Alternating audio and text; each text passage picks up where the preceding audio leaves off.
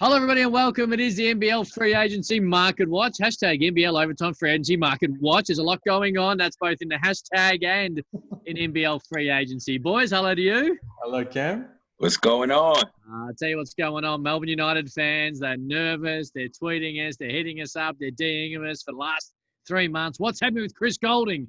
Well, he's staying. 3-year deal, no outs, no player option, no mutual option, no team option. He's there for 3 years. Suju 43 and Homicide. I think everyone is happy with this. Yeah, definitely. I mean, obviously to have the captain back, championship winner, grand finals MVP, he's the face of the franchise. So it's only right for him to sign back. Melbourne United did a really good move by bringing him back. I mean, this is the sharpshooter of the NBL. So it wouldn't even look right if he went anywhere else. So glad that he did not go to Europe, and he's back with his team. Yeah, I read today this was the deal they had to get done. Mm-hmm. Like, he's the face of the franchise, as you say, Corey. He's done so much with this club. People come to Melbourne Arena to watch Chris Goulding and to get psyched when he starts dropping 3 balls from the logo. And look, they were patient. They knew that teams couldn't really get onto him throughout that period of time. And then when they felt like they could get to the number, they knew what the number was the whole time. And when they felt they could get to the number, they got there. And as you say, Corey, 3 years.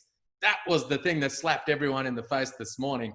We were waiting to see whether he would sign a 1-year deal and then kind of test the marketplace when Tassie comes into the picture, give them an opportunity to make a big offer. But no, locked and loaded with MU for 3 years.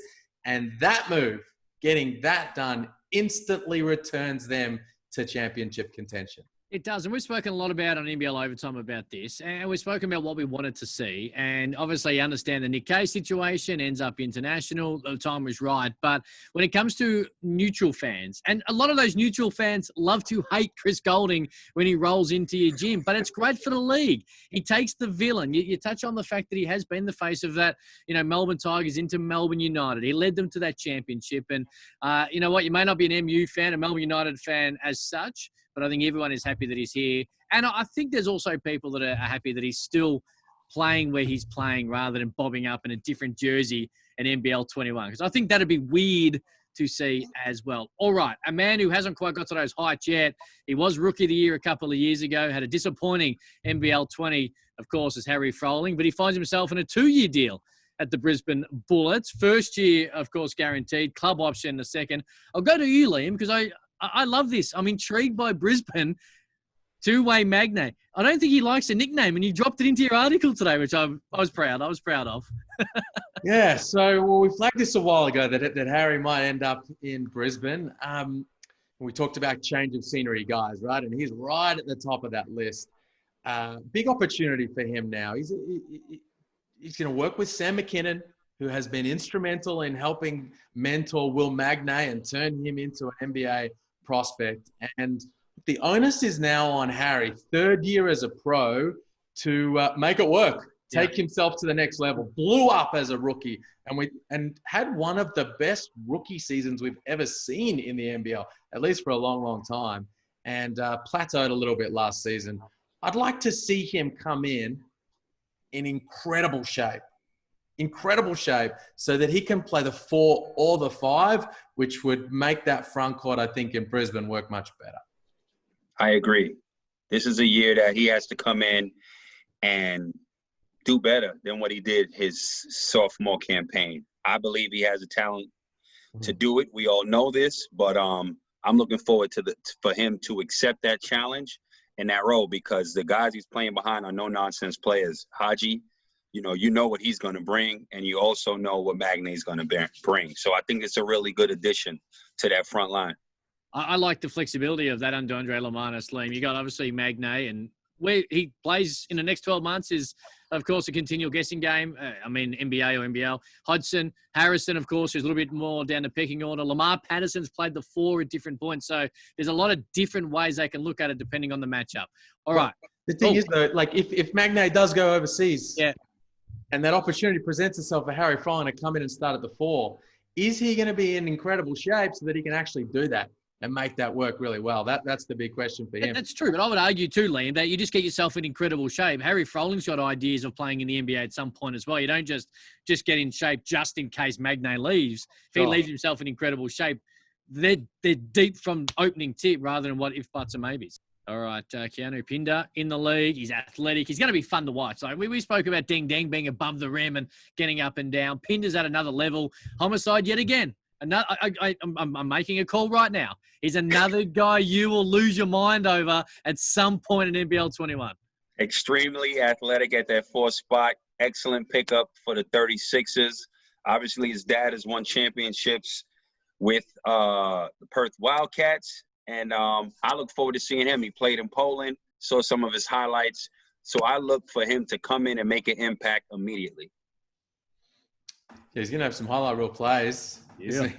He's gonna catch a few lobs and he's going to send a few shots packing. And they needed some of that athleticism, right? They got Humphreys and Johnson, and they needed someone who could get above the rim and entertain the crowd. And it's going to be interesting what he can come out and do. And I also find it interesting what that means for OBJ. You know, what that means for him in the rotation, whether he's going to want to, you know, stick around in Adelaide and make that work and fight for those minutes with Pinder. Interesting to watch. You know, that means Homicide. Because you know what Liam does? He just drops his in and we're like, oh, yeah, that's interesting. And then all of a sudden, boom, he bobs up at another club. So make sure you watch that one. All right, Definitely got to watch that one. That's how Liam does it. This is one that Liam raised on NBL Overtime a couple of weeks ago. It's been bubbling around for a while. Vasilevich, of course, University of Miami, great career. He's got the green light. He can get his own shot. He is going to be fun to watch, and the Sydney Kings ink him. It's a 3-year deal. The third one's a player option. It is going to be cool to watch. I'll start with you, Liam, because we both love him. Great signing. This kid is super talented. He's going to be the Rookie of the Year. I'm telling you right now. Okay. It's going to be a really good rookie class. Jack White, agreed. As we speak about all these guys, Dejan Vasilevich is going to be Rookie of the Year. Okay. Absolute gunner. He's going to get the green light. They've lost Kevin Lish. They need 3-point shooting. Will Weaver's going to get him going at that end of the floor. And super talented. University games last year, World Uni games. Team that had Will Magnay and Jack White, all these guys. This guy averaged twice as many points as anyone else on that team. 3rd in the whole tournament in scoring. 2 years before that, he led the whole World Uni games in scoring. Xavier Cooks averaged 13 points a game. Vasilevich averaged 21. This guy puts up big numbers. He's going to make it rain for the Sydney Kings. And of all the college returnees, he's the one most ready to contribute in year one. Homicide, tough conference, comes out of the ACC to the NBL, so he knows what it's like to be able to have to back up night in, night out and go against good players. Yeah, definitely. I mean, his resume speaks for itself. 17th all-time 3-point shots made in ACC history. That's huge because we know the ACC just pumps out pros and especially exceptional shooters. And as well as he's second in Miami University history, 3-point shots made. So this guy definitely, to add to what Liam said, is a sharp shooter. So I'm looking forward to seeing him come in and make an impact as well. Gets his own shot, which is a big thing when it comes to it. Okay, hashtag NBL Free Agency Market Watch. Get involved. Huge weekend.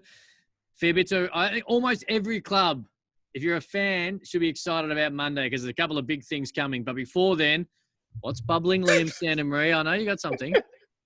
What's bubbling? What was bubbling today? I feel like the Todd Blanchfield to Perth stuff is kind of heating up just quietly. Okay. And a bit going on with Cam Oliver. You know, he's got that interest over in Europe, big European clubs trying to get a hold of him. Perth, Sydney, New Zealand have all been involved in those conversations. But I'm still very confident that the Taipans will get that done. All right. Hashtag NBL Market Watch. Guy Neville at the back telling me that the hashtag I just rolled before is not the hashtag. And hopefully that is it because, you know what, we're loving what's happening right now in the NBL. So much going on. Huge weekend ahead of us. We can't wait. We'll be back Monday. NBL Overtime Tuesday to break it all down. Boys, enjoy your weekend. And to NBL clubs, drop stuff at 4 p.m. on a Saturday arvo. I don't care. I've got nothing else to do. Pump me up. We'll see you on Monday.